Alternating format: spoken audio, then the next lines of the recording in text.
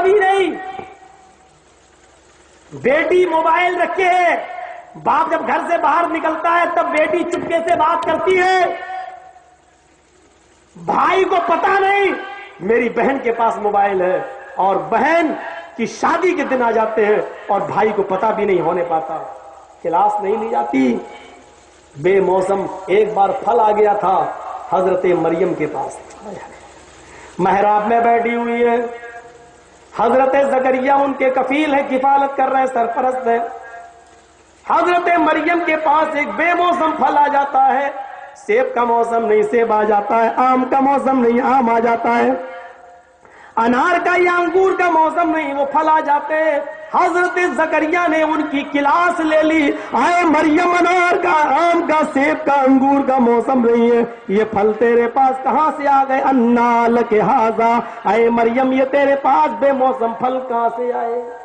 Class لے لی, بے موسم پھل. موسم تو ان چیزوں کا نہیں ہے, لیکن یہ چیزیں تیرے پاس کہاں سے آئیں؟ حضرت مریم کا اپنے سرپرست کو, اپنے ولی کو جواب دیکھو کتنا پیارا تھا, صاف ستھرا تھا. میرے اوپر شک کی سوئی مت دوڑاؤ, یہ ساری چیزیں مجھے کوئی لڑکا دے کر نہیں گیا ہے, کوئی میرا بوائے فرینڈ نہیں ہے جو دے کر گیا ہے. اگر آپ یہ پوچھ رہے ہیں انا لک ھذا, یہ ساری چیزیں میرے پاس کہاں سے آئیں, تو میرا سیدھا سا جواب یہ, قالت من عند اللہ, یہ ساری نعمتیں مجھے اللہ کے پاس سے آ رہی ہیں, اللہ کی طرف سے آ رہی ہیں. اور بے موسم پھل اللہ کیسے دے سکتا ہے؟ ان اللہ علی کل شیء قدیر, ہر چیز پر قادر ہے. ایک پھل آ گیا بے موسم تو اس کی کلاس لے لی. تم اپنی بیٹیوں کے موبائل کا حساب نہیں لے سکتے ہو, تم اپنے بیٹیوں کا موبائل میں چیک نہیں کر سکتے ہو کہ اس میں اتنے لڑکوں کے نام کیوں ہیں. تم اپنے بیٹیوں کا نیٹ, انٹرنیٹ کنیکشن چیک نہیں کر سکتے ہو. تم اپنی بیٹیوں کی فرینڈ لسٹ میں دیکھ سکتے ہو. تم اپنے بہنوں کا امتحان نہیں لے سکتے ہو, تم اپنے بہنوں کی کلاس نہیں لے سکتے ہو. میرے پیارے ساتھیوں, اندازہ لگائیے اور غور کریے. فرمایا اللہ کے نبی نے, تیرا شوہر ہی تیرے لیے جنت ہے اور تیرا شوہر ہی تیرے لیے جہنم ہے. تو چاہے تو خدمت کر کے جنت میں چلی جا, تو چاہے تو نافرمانی کر کے جہنم کی شکار ہو جا. نوجوانوں, ایک چیز تمہارے لیے, اللہ کے نبی نے جنت میں جانے کا ایک اور راستہ بتایا ہے. اس راستے کو دیکھو, بخاری شریف کی روایت ہے. آپ نے فرمایا, من یضمن لی بین لحییہ و بین رجلیہ اضمن لہ الجنہ.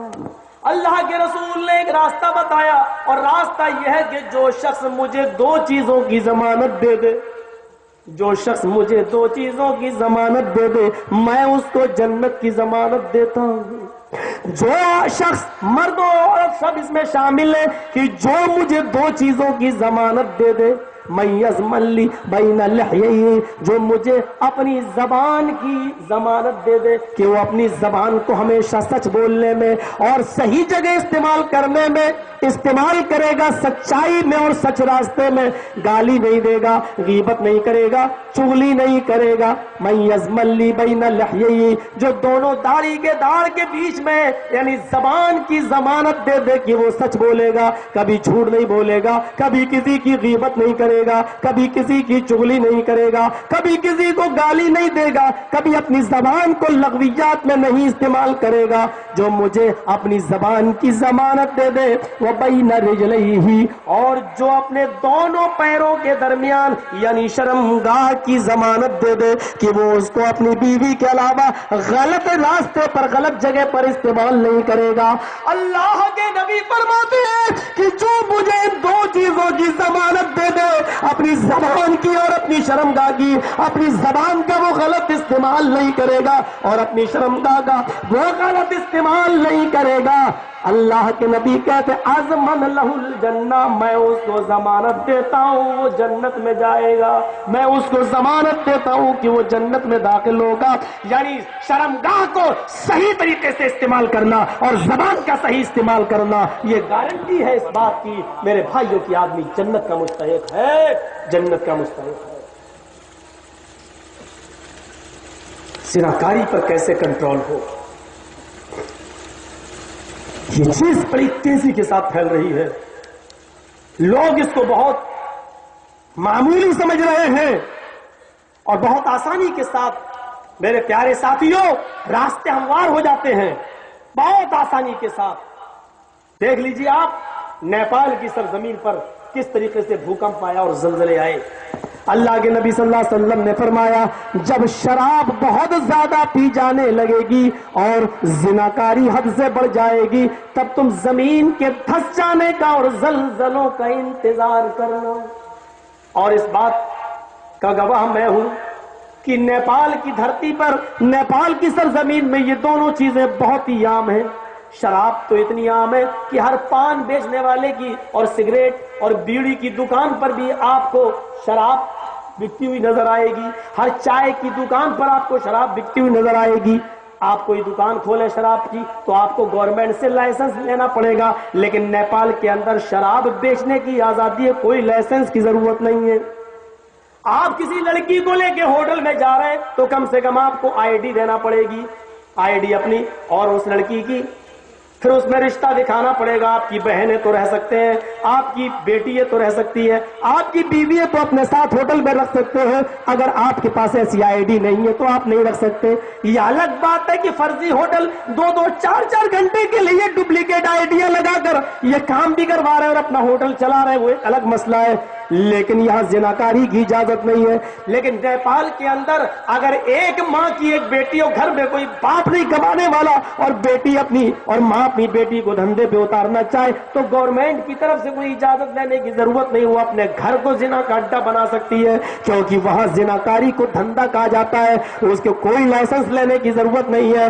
یہ زناکاری جہاں بڑھے گی اور شراب سب سے زیادہ جہاں پی جانے لگے گی, زناکاری جہاں ہوگی وہاں تم زمین کے دھس جانے کا اور زلزلوں کا انتظار کرنا. میرے بھائیو آج نیپال کی باری تھی, نیپال میں زلزلے آئے.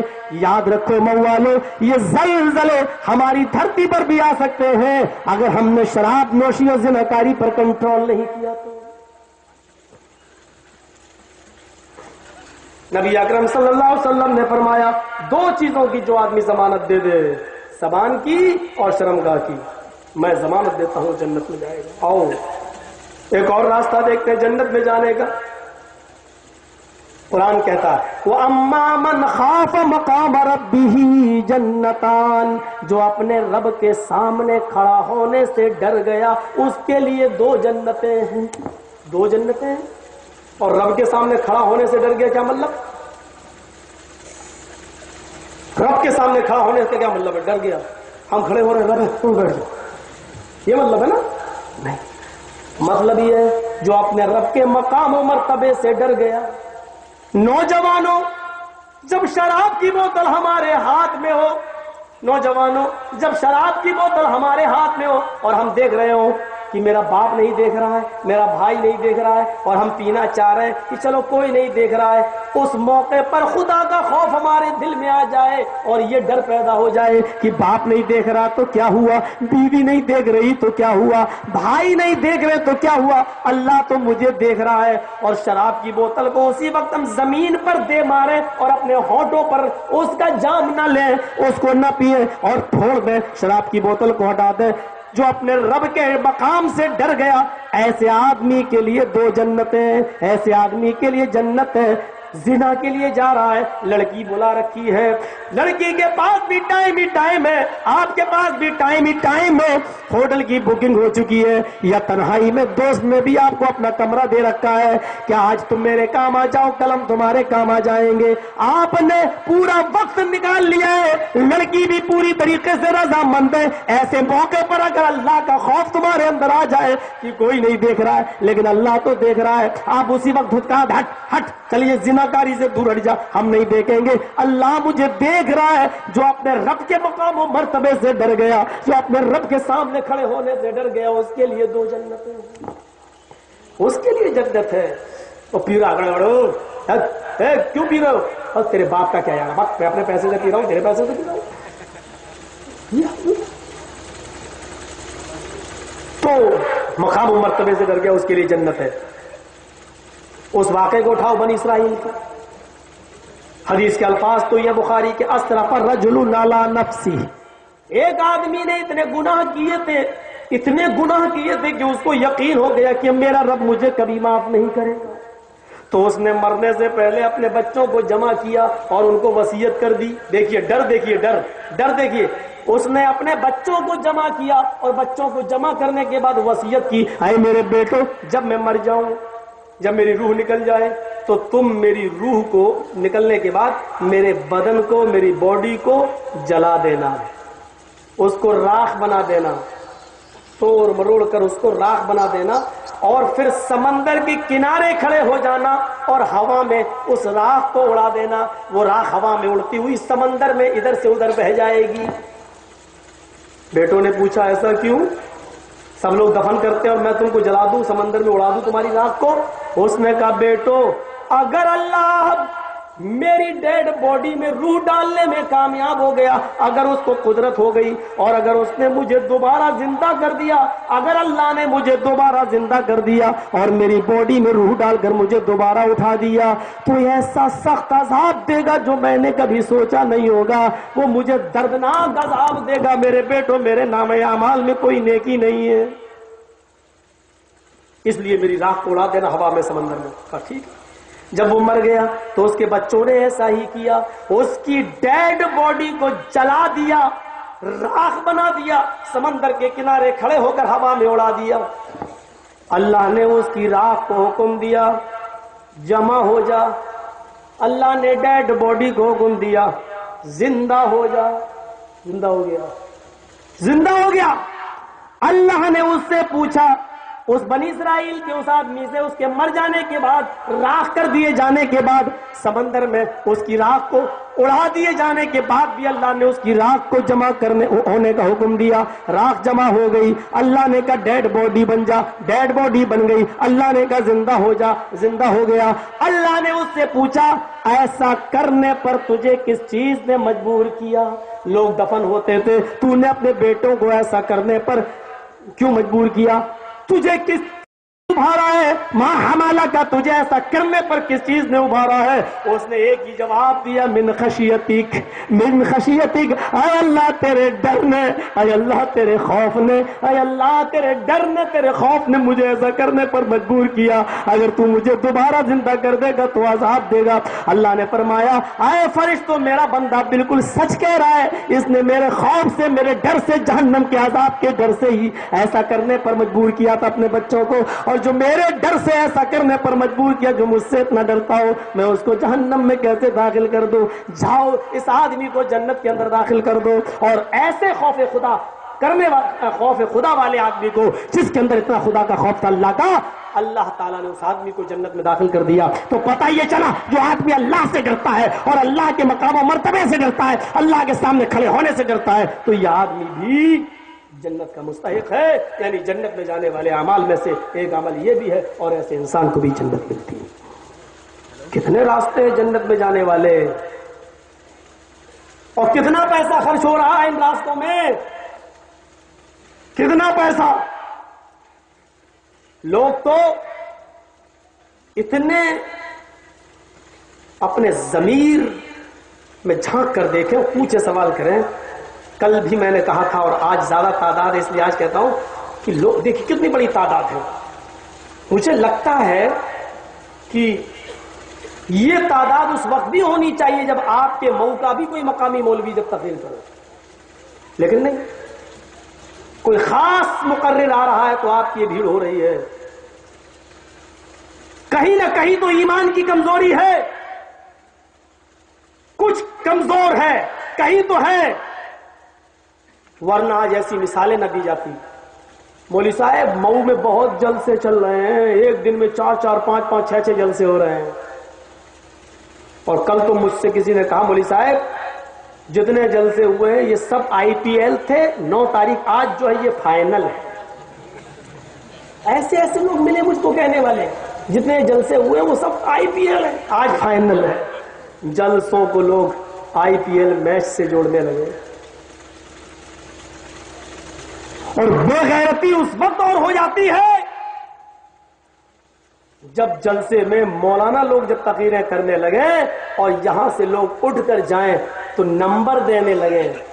کہ پہلے نمبر پر اس کی تقریر اچھی تھی، دوسرے نمبر پہ اس کی تھی، تیسرے نمبر پہ اس کی تھی، چوتھے نمبر پہ اس کی تھی، تب اور زیادہ میرے بھائیوں حالات ناگفتہ بے ہو جاتے ہیں کہ یہ پہلا اسٹیج ہے جہاں مولویوں کو جاہلوں کے سامنے امتحان دینا پڑتا ہے، اور مولویوں کو جاہل لوگ نمبر دیتے ہیں کہ پہلے نمبر پہ فلاں کی، دوسرے نمبر پہ فلاں کی، اور تیسرے نمبر پہ فلاں کی۔ یہ ہم امتحان دینے آئے ہیں، تقریر سنانے نہیں آئے ہیں۔ آپ لوگوں میں سے ایسے بہت سے لوگ ہوں گے، کسی کی 3 لڑکیاں ہوں گی، کسی کی 4 ہوں گی، کسی کی 2 ہوں گی، کسی کی 1 ہوگی، بہت سے ہوں گے۔ یہ پرشاسن والے آپ کے ارد گرد بیٹھے ہیں، بہت سے پولیس والے، میں ان کو بہت بہت دھنیواد دیتا ہوں اور ان کا آبھاری ہوں، جو بڑے امن و امان کے ساتھ ہمارے جلسے کو یہ کروا رہے ہیں۔ سنیں، میڈیا والے ہو تو ذرا نوٹ کریں، اس پہلو کو زیادہ اچھالیں۔ یہ میڈیا چاہے تو دیش کی تقدیر بدل دے، دیش کا رخ بدل دے، اور میڈیا ہی تھی جس نے ایک نااہل کو ایسی کرسی پہ بٹھا دیا ہے جس کا خمیازہ سب کو بھگتنا پڑ رہا ہے۔ یہ میڈیا ہی ہے، معاف کیجیے گا۔ میں نے مہابھارت میں پڑھا تھا، ہمارے کھیدو پورے کے لوگوں برا مت مانیے گا، آپ کے پاس شنکراچاریہ جی کا نمبر تو ہوگا، جب بلایا تھا تو پوچھئے گا مہابھارت میں یہ منتر لکھا ہے کہ نہیں شنکراچاریہ جی سے۔ ہم نے کبھی مہابھارت میں پڑھا تھا، ہر ہر مہادیو۔ ہر کے معنی ہوتے ہیں ہرڑ کرنا، مٹا دینا، ختم کر دینا۔ مہا کے معنی بڑا اور دیو مانی خدا۔ ہائے میرے سب سے بڑے خدا، ہائے میرے سب سے بڑے دیو، تو ہمارے سارے گناہوں کو، سارے پاپ کو مٹا دے۔ اور سب سے بڑا خدا ان کے ہاں مہادیو جس کو کہا گیا ہے وہ شنکر جی ہے۔ ہر ہر مہادیو، ہائے شنکر جی میرے گناہوں کو مٹا دو، ختم کر دو، میرے پاپ تاپ کو چھما کر دو، مٹا دو، نشٹ کر دو۔ یہ ہر ہر کا شبد مہادیو کے لیے یوز ہوا تھا، مہادیو کے لیے استعمال ہوا تھا، شنکر جی کے لیے استعمال ہوا تھا۔ ہر ہر مہادیو۔ میڈیا والوں، تم نے مہادیو سے اور شنکر جی سے یہ جملہ چھین کر مودی جی کو دیا تھا، ہر ہر مودی، گھر گھر مودی۔ یہ جملہ تم نے مودی جی کو دیا۔ جھاڑو پکڑا دی صاحب، لو صاف کرو۔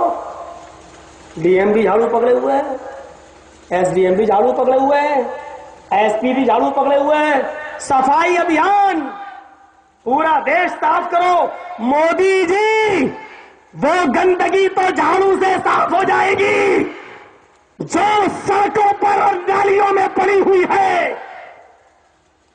اس سیٹوں کو اور اس گندگی کو کس صابن سے صاف کرو گے جو تمہارے کرتے کے دامن پہ لگا ہوا ہے؟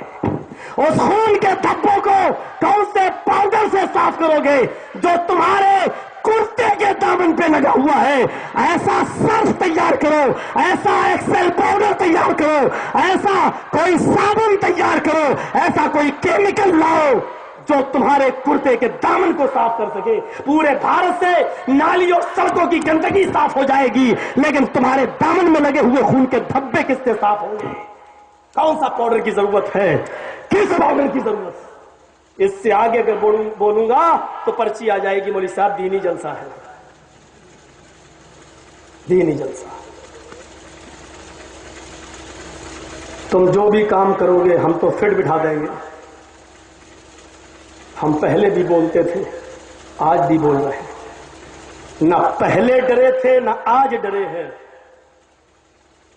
اور اب تو میری نقل میں تقریریں کرنے والے اور بھی پیدا ہو گئے ہیں، ہم لوگ تو ریٹائرمنٹ کی طرف اب جا رہے ہیں دھیرے دھیرے۔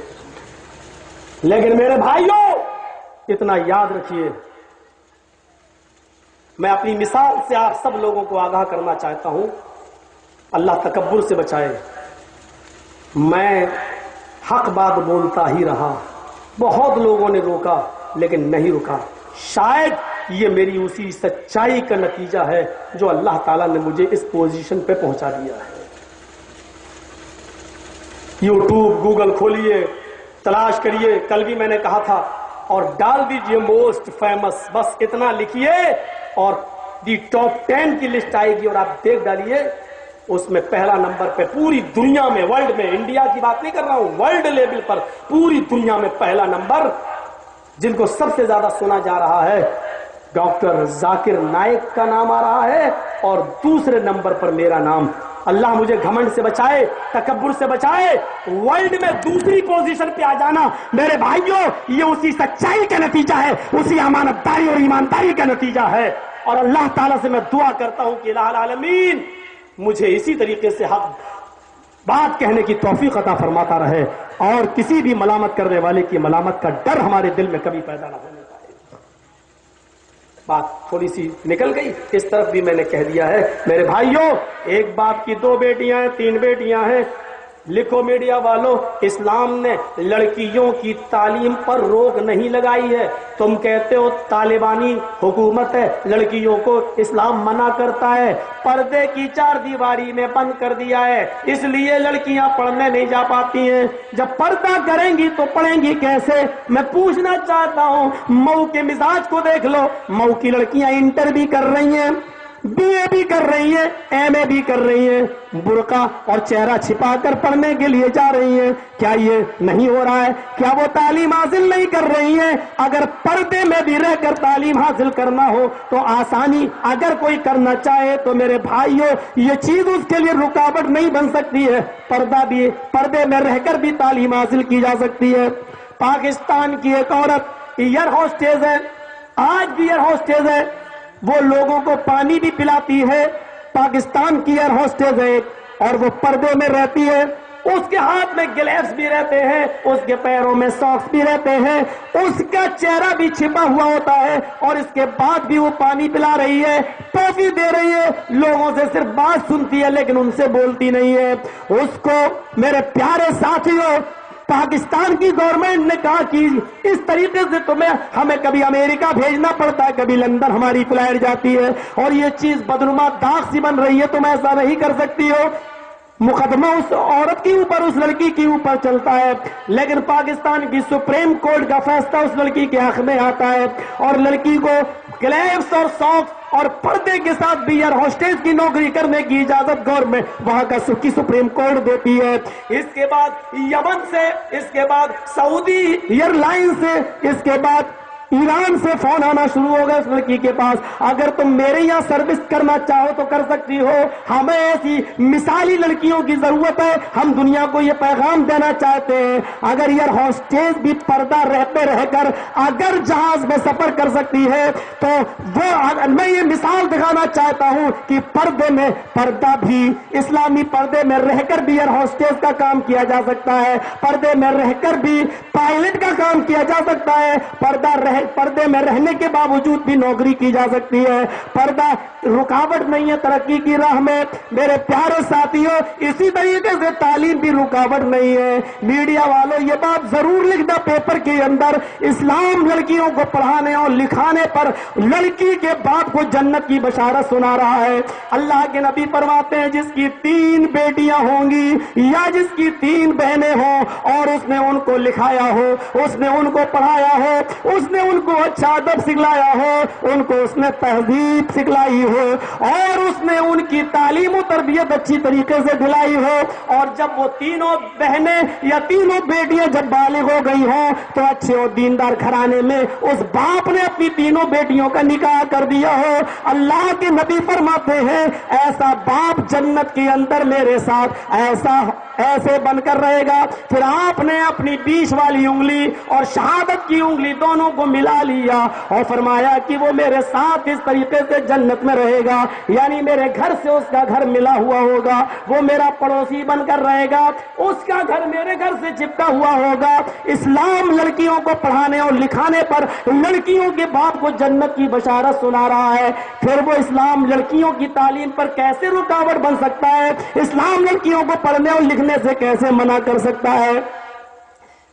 दुनिया के अंदर सबसे बड़ा हैवान और हैवानियत से भरा हुआ सबसे बड़ा काम अगर कहीं हुआ तो पाकिस्तान की सरजमीन पर हुआ है। अभी चंद महीने पहले आपको खबर आई होगी, लाहौर की एक कॉलेज में, एक स्कूल में फौजियों के बच्चे जिसमें पढ़ते थे, अंधाधुंध गोलियां चलाई गई और सैकड़ों बच्चे आतंकवादियों की गोलियों से भून दिए गए। इससे ज्यादा हैवानियत और दरिंदगी क्या होगी? میرے پیارے ساتھیوں، یہ کون سا اسلام اس بات کی اجازت دیتا ہے؟ میری سمجھ میں نہیں آتا۔ صبح ہو کر ایک تحریک، ایک موومنٹ، ایک تنظیم اٹھتی ہے اور اس کی ذمہ داری لے لیتی ہے کہ میں نے یہ کام کیا ہے، اور اس میں اپنے آگے یہ اور وہ کے لفظ لگا دیے جاتے ہیں، اسلام سے اس چیز کو جوڑ دیا جاتا ہے۔ تمہیں کوئی اور چیز نہیں ملی تھی بدنام کرنے کے لیے، پوری دنیا کو گندا میسج دینے کے لیے اسلام کا ہی نام ملا تھا، اسلام کا ہی نام ملا تھا۔ وہ اسلام جو ماں کے پیٹ میں پلنے والے ناجائز بچہ، اگر کسی عورت نے کسی آدمی کے ساتھ غلط کام کر لیا اور وہ میاں بیوی نہیں ہے اور کوئی ناجائز بچہ حمل ٹھہر گیا، گربوتی ہو گئی عورت، پیٹ میں بچہ ٹھہر گیا اور بعد میں پتا چلا کہ بچہ ٹھہرا ہے، تو اسلام اس بات کی اجازت نہیں دیتا ہے کہ اس عورت کو مارو۔ اس عورت کی سزا ہے، اگر شادی شدہ ہے تو پتھروں سے مارا جائے گا، لیکن شادی شدہ نہیں ہے تو 100 کوڑے مارے جائیں گے۔ لیکن اگر اس کے پیٹ میں ناجائز ہی صحیح، حرام کا ہی صحیح، غلط ہی صحیح اگر حمل ٹھہر گیا تو اس عورت کو اس وقت تک سزا نہیں دی جائے گی جب تک کہ بچہ پیدا نہ ہو جائے۔ اسلام ناجائز بچے کو بھی مارنے کی اجازت نہیں دیتا۔ اسلام ماں کے پیٹ میں ایک حرامی اولاد، ایک غلط، ایک ناجائز بچہ جو پیٹ میں پل رہا ہے، اسلام اس کو بھی مارنے کی اجازت نہیں دیتا، تو حلالی بچوں کو مارنے کی اجازت کہاں سے دے دے گا؟ یہ کون سا اسلام پیش کرتے ہیں؟ یہ کون سا اسلام میں لکھا ہوا ہے کہ چھوٹے چھوٹے معصوم بچے فوجیوں کے پڑھ رہے ہیں، ان کو بھون دو گولیوں سے؟ میرے پیارے ساتھیوں، ذرا تصور کیجئے، یہ نہ اسلام کی تعلیم ہے، اور جو لوگ اس طریقے کی حرکتیں کر رہے ہیں وہ بہت جلد برباد ہوں گے، تباہ ہوں گے۔ میرے بھائیوں، کما تو دین تو دان، جو جیسا کرتا ہے اس کو ویسا پھل بھی ملتا ہے، ان کو بھی اپنے بچے کھونا پڑیں گے۔ میرے بھائیوں، اسلام سے کوسوں دور ہیں تمام تعلیمات سے۔ پاکستان اگر اپنے رویے میں سدھار پیدا نہیں کرتا ہے، آتنکوادیوں کے اوپر اگر انکش نہیں لگاتا ہے، آتنکوادیوں کی ناک میں اگر نکیل نہیں ڈالتا ہے، تو وہ وقت قریب نہیں کہ پوری دنیا کے نقشے سے پاکستان کا نام و نشان مٹ جائے۔ سچائی کا اعتراف کرنے میں میرے بھائیوں مسلمانوں کے کلیجے کیوں پھٹتے ہیں؟ انڈیا اور پاکستان کا میچ ہوتا ہے، کچھ بے غیرت مسلمان ایسے کہ پاکستان کی تعریف کرتے ہیں۔ ہمیں تمہارا باپ لگتا ہے رشتے میں؟ کیوں کرتے ہو پاکستان کی تعریف؟ ہندوستان میں پاکستان سے 3 گنا زیادہ مسلمان رہتے ہیں، تم کھاتے یہاں ہو، رہتے یہاں ہو، یہاں کی فضا اور یہاں کی ہواؤں میں تم موج مستی لیتے ہو، سوتے ہو یہاں، اور جب میچ کی بات آتی ہے پاکستان کی تعریف کرتے ہو۔ کیا رشتہ داری ہے پاکستان سے تمہاری؟ تم نے کہا کہ وہاں ہمارے مسلمان بھائی رہتے ہیں، تو کیا ہندوستان کے اندر مسلمانوں کی تعداد کم ہے؟ ذرا بتاؤ۔ حفاظتی طور پر دیکھا جائے اور جمہوری اور سیکولرزم کے مزاج سے دیکھا جائے تو جتنی آزادی تمہیں ہندوستان کے اندر ہے کسی دنیا کے کسی ملک کے اندر نہیں ہے۔ ہمارے بہت سے مئو کے لوگ جانتے ہوں گے، 3 سال پہلے جب میں سعودی عرب کے اندر گیا اور ایک کانفرنس کے اندر مجھے بلایا گیا سعودی عرب کے اندر، دمام میں میرا پروگرام ہو رہا تھا، مجھے ٹائم دیا گیا 1 گھنٹے کا، 1 گھنٹے سے زیادہ وہاں کسی کا پروگرام نہیں ہوتا، لیکن میں اپنی عادت سے مجبور تھا اور دھوکے سے 2 منٹ زیادہ بول گیا، ختم نہیں کر پایا میں، سمیٹتے 2 منٹ زیادہ ہو گئے، 1 گھنٹہ 2 منٹ ہوا، اسی وقت مجھے پکڑ لیا گیا، پولیس آ گئی وہاں کی اور اس نے پکڑ لیا۔ تو جن لوگوں نے مجھے بلایا ان لوگوں نے عربی میں بات کر کے کہا کہ سمجھ گئے 2 منٹ زیادہ، اسی وقت میرے اوپر 2000 ریال کی پینالٹی لگا دی۔ 2000 ریال، تقریباً 32,000 روپے انڈین۔ 2 منٹ بولنے کا نتیجہ یہ ہے، یہ آپ کا ملک ہے، جو چاہو بولو۔ ایک بار وہاں میرے منہ سے امریکہ کا نام نکل گیا، سعودی عرب کے اندر میرے پاس 4 لیٹر آ گئے وہاں کی CID کے، اگر دوبارہ امریکہ کا نام نکلا تو آپ کو ایگزٹ کی مہر لگا کر ہمیشہ کے لیے بھیج دیا جائے گا انڈیا۔ کہاں آزادی ہے؟ سعودی عرب جیسے ملک میں جب ہم کو آزادی نہ ہو امریکہ کے خلاف بولنے کی، یہ ہمارا ملک ہے۔ دیکھیے ابھی کس کے خلاف بولے ہم، خون کے دھبوں کی بات کس کے خلاف کی ہم نے؟ یہ ہمارا ملک ہے، دیش، جہاں ہمیں بڑے سے بڑے آدمی کے خلاف بھی بولنے کی پرمیشن دی جاتی ہے اگر ہم سنویدھان اور قانون کے دائرے میں بول رہے تو۔ یہ آزادی نہیں تو کیا؟ ہندوستان کے قانون کو ہم سلام کرتے ہیں. کہیں کہیں ہمارے ساتھ دوسرا سلوک بھی ہوتا ہے، لیکن قانونی طور پر اگر کوئی گرفت میں آ جائے تو پھر دیکھ لیجئے گا ڈنڈا کیسا چلتا ہے. دیکھ لیجئے مولوی جرجیس اگر بلاತ್ಕಾರ میں پکڑا جائے گا تو اس کی بھی وہی سزا ہے، اور پھر گورنمنٹ نہیں دیکھتی ہے. اور دیکھ لیجئے دیش کا سب سے بڑا سنت و سادھو جس کو دنیا آسارام کے نام سے جانتی تھی، اگر وہ اس کیس کے اندر پکڑا گیا تو قانون اس کے لیے بھی وہی ہے جو مولوی جرجیس کے لیے ہے. قانون نریندر مودی جی کے لیے بھی وہی ہے جو آسارام بابو کے لیے بھی ہے. یہ قانون بھارت کا سب کے لیے ہے. آسارام بابو نریندر مودی کی حکومت کے باوجود بھی اپنے آپ کو بچا نہیں پا رہے ہیں، اپنے آپ کو جیل کی سلاخوں سے نکال نہیں پا رہے ہیں، کیونکہ قانون ہی ایسا ہے ہمارے بھارت کا. تو میرے پیارے ساتھیوں، میں بتانا یہ چاہتا ہوں کہ ہندوستان کے اندر بڑی آزادی ہے بولنے کی. ہندوستان کے قانون کو ہمیں اور آپ کو سلام کرنا چاہیے. اسی لیے میں یہ بھی کہتا ہوں کہ جب انڈیا اور پاکستان کا میچ ہو، پہلی بات تو دیکھیے نہیں، اس میں وقت برباد ہوتا ہے، اور اگر دیکھتے ہو تو یہ تمہارا اسلامی حق بھی ہے، ایمانی حق بھی ہے. یہ آپ کا مذہب بھی آپ کو بتاتا ہے کہ جس ملک میں آپ رہتے ہیں اسی ملک کی آپ تعریف کریں گے، اسی ملک کا آپ جس ملک کا کھاتے ہیں اسی ملک کے بارے میں آپ بولیں گے. آپ کو حق نہیں دیتا اسلام کہ آپ پاکستان کی تعریف کریں. کیوں کروں گے آپ، کیوں تعریف کرو گے؟ سب سے زیادہ تو مجھے پریشانی پاکستان ہی میں بولنے کو ہی ہے. تقریر جب میں کرنے جاتا تھا تو پولیس میرے پیچھے، میں نے کہا یار کیوں، آپ ہٹ جائیے. وہاں کا ڈی ایم بولا مولوی صاحب تو میں خیریت سے ہندوستان جانا ہے کہ نہیں جانا اپنے گھر. میں نے کہا کیوں، کیا ہوا؟ بولے یہ میری ذمہ داری، آپ کی حکومت ہم سے پوچھے گی مولوی جرجیس کا ہم کیا جواب دیں گے. اور جو میں بولتا تھا پاکستان میں تو ادھر کمانڈو کھڑا بلیک ایسے بندوق لیے ہوئے، منہ کالا کپڑا لپیٹا ایسے کھڑا میرے بالکل بغل میں، اور ادھر دوسرا کمانڈو کھڑا ہے ایسے دیکھ رہا ہے. اور جب تقریر کرتے کرتے جو جوش آتا تھا ادھر دیکھتا تھا، سارا جوش ٹھنڈا یہ کھڑا ہے. اور تقریر کا جب یہاں جوش آیا ادھر دیکھا تو پھر آواز ہلکی، کمانڈو کھڑے، بلیک کمانڈو، کیا تقریر ہوگی؟ یہ وہاں کا ماحول بنا دیا جائے. الحمدللہ آج تک ہندوستان کے اندر سفر کیا میں نے، پورے بھارت کا بھرمڑ کیا، دورہ کیا ہے، کسی جگہ میں نے ڈی ایم سے نہیں مانگا کہ مجھے سیکورٹی دی جائے، میری جان کو خطرہ ہے. کسی جگہ آج تک نہیں. اکیلے چلتا ہوں، اکیلے سفر کرتا ہوں، اکیلے دورہ کرتا ہوں. ہاں اتنا ضرور احتیاط رکھتا ہوں کہ میں اپنا سفر تھوڑا سا گپت رکھتا ہوں، بتاتا نہیں ہوں کہ کل کہاں جانا ہے، پرسوں کہاں جانا ہے. لیکن یہ کوئی کم بڑی بات نہیں ہے. جس کا ورلڈ میں دنیا میں دوسری پوزیشن ہو وہ آدمی بغیر سیکورٹی کے گھومے، بغیر پرشاسن کے گھومے اور لکھ کر آج تک کسی کو نہ دے، اس لیے کہ مجھے ہندوستان کے قانون پر بھروسہ ہے. میرے پیارے ساتھیوں، یہ آزادی صرف ہندوستان دے سکتا ہے، دوسرا کوئی ملک نہیں. بہت بڑی جمہوریت ہے یہاں، سیکولرزم ہے یہاں. اللہ تعالی ہمارے اس ملک کو بری نظر سے بچا لے.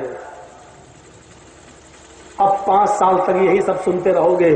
آگرہ میں زبردستی دھرمانترن ہو رہا ہے، زبردستی ٹیکا لگایا جا رہا، یہ سب اب سننا پڑے گا 5 سال تک، کیونکہ ہر ہر مودی، گھر گھر مودی، یہ تم نے اچھال دیا تھا.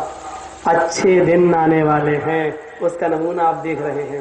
میرے فیس بک پر کسی نے ڈال دیا دھونی اور مودی دونوں ایک ساتھ بیٹھے ہوئے ہیں.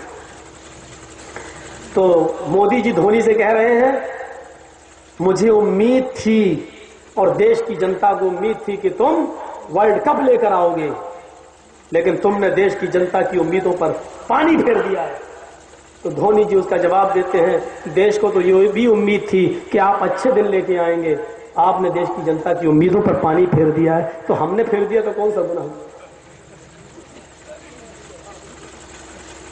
میرے دینی جلسوں سے یہ باتیں تھوڑی سی متفق نہیں ہوں گی، الگ بہت جائیں گی. میں بتانا یہ چاہ رہا تھا کہ آزادی ہے. اللہ کے نبی فرماتے ہیں جس کی 3 بہنیں ہوں گی، 3 بیٹیاں ہوں گی، اور جس نے ان کو پڑھایا اور لکھایا ہوگا اور اچھا ادب سکھلایا ہوگا، پڑھایا لکھایا ہوگا، اچھا ادب سکھلایا ہوگا، اور بالغ ہو جانے کے بعد ان لڑکیوں کا نکاح کر دیا ہوگا، تو ایسا باپ میرے ساتھ جنت میں ایسے رہے گا جیسے یہ دونوں انگلیاں آپس میں ملی ہوئی ہے. آئیے جنت کے راستوں میں سے ایک راستہ اور بتاتا ہوں. اللہ کے نبی جناب محمد رسول اللہ صلی اللہ علیہ وسلم نے فرمایا جب تم کسی مریض کی عیادت کرنے کے لیے گھر سے نکلتے ہو, صبح جاتے ہو تو شام تک 70,000 فرشتے تمہارے لیے دعائیں مغفرت کرتے رہتے ہیں. شام کو جب تم کسی مریض کی عیادت کے لیے جاتے ہو تو صبح تک 70,000 فرشتے تمہارے لیے دعا کرتے رہتے ہیں. مسند احمد کی حدیث ہے. علامہ شاکر تعلیق لگاتے ہیں اس کے اوپر اور لکھتے ہیں کہ یہ حدیث اعلیٰ درجے کی صحیح روایت ہے, یعنی اس پہ شک شبہ کرنے کی ضرورت نہیں ہے. 70,000 فرشتے اس کے لیے دعا کرتے ہیں.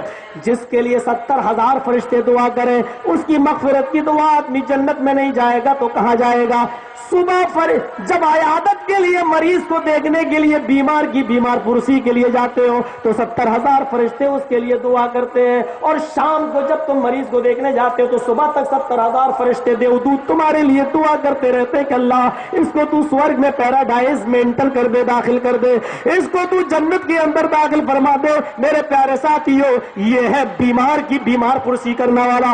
لہذا جو آدمی بیماری کو دیکھنے کے لیے جا رہا ہے, ہاسپٹل جا رہا ہے اور بیمار کے بیمار پرسی کر رہا ہے, اس کو حوصلہ دے رہا ہے, اور اگر وہ غریب ہے تو اس کی کچھ مدد کر رہا ہے دوا علاج سے, تو ایسا آدمی بھی جنت کے راستوں پہ چل رہا ہے, سورگ کے راستوں پہ چل رہا ہے, جنت کے راستوں پہ چل رہا ہے.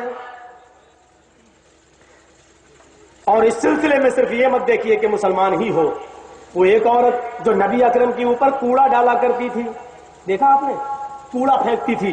اللہ کے رسول اسی راستے سے گزرتے تھے. میں ابھی کسی راستے سے گزروں ہوں اور کوئی آدمی میرے اوپر پتھر پھینکے, چھوٹے چھوٹے بچے, دوسرے دن گزروں پھر پتھر پھینکے, تیسرے دن گزروں پھر پتھر پھینکے, تو ہم چوتھے دن راستہ بدل دیں گے. ارے کمبخت میرے اوپر پتھر پھینکتے ہیں, میرے اوپر پتھر پھینک رہے ہیں, ہم راستہ بدل دیں گے.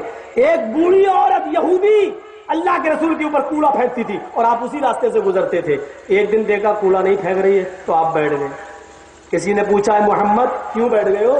کہا بوڑھیا کوڑا نہیں پھینک رہی ہے, شاید اس کو معلوم نہیں ہے اور میرے جانے کے بعد وہ آئے گی اور میں نہیں ملوں گا تو اس کو تکلیف ہوگی. ہمارے یہاں کیا ہوگا اگر مولانا جرجیز کسی راستے سے گزر رہا ہو جہاں پتھر پڑتے ہو اور ایک دن بچے پتھر نہ مارے, میں بیٹھ جاؤں اور لوگ پوچھے مجھ سے, ڈومن پورا والے آپ لوگ مجھ سے پوچھنے لگو کہ جرجی صاحب کیوں بیٹھے؟ ارے بچے یار گھروں سے نکل رہے, پتھر نہیں مار رہے ہیں, میں اس لیے بیٹھ گیا ہوں یہ نکلے اور پتھر مارے. تو لوگ کیا کہیں گے, یہ تو پاگل ہو گیا, اس کو بریلی لے جاؤ پاگل خانے میں بند, کیونکہ خود پتھر سے پڑنے کے لیے بیٹھ گیا. اللہ کے نبی بیٹھ گئے. اس آدمی نے کہا اے محمد آج نہیں آئے گی وہ بڑھیا. کہا کیوں؟ کہا وہ بیمار ہو گئی ہے, اس کو بخار آ گیا ہے. اللہ کے رسول نے کھجور لیا اور کچھ کھانے پینے کی تھوڑی بہت چیز لی اور اس بڑھیا کے گھر پہنچ گئے اور دستک دی, دروازہ کھولا. آپ نے دیکھا بڑھیا لیٹی ہوئی ہے. بڑھیا نے دیکھا ہے یہ تو محمد جس کے اوپر میں کوڑا پھینکتی تھی یہ آیا ہوا ہے. اللہ کے نبی نے کہا نہیں ماں تم لیٹو. آپ نے اس کو کھلایا پلایا, کچھ اس کی تیمارداری کی. کہنے لگی بیٹا میرا اپنا بیٹا یہ بات سن کر کہ اس کی ماں بیمار ہے وہ نہیں آیا اور تو مجھے دیکھنے کے لیے چلا آیا. میرے بیٹے میں تیرے اوپر کوڑا پھینکتی رہی, گندگی تیرے اوپر ڈالتی رہی اور تو اپنے ہاتھوں سے جھاڑ کر مجھے دیکھ کر مسکراتا رہا, اور آج میں بیمار ہوئی تو تو میرا علاج کرنے آ گیا. یہاں تک کہہ رہا کہ ماں جب تک تمہاری طبیعت ٹھیک نہیں ہو جائے گی میں تمہاری دیکھ ریکھ کرتا رہوں گا. بیٹے تمہارا دین کیا ہے, تم کیا چاہتے ہو مجھے بتاؤ, تم کیا لے کر آئے ہو؟ کہا ماں کچھ نہیں, چھوٹا سا ایک جملہ ہے, تم کہہ دو گی تو جہنم کی آگ سے بچ جاؤ گی.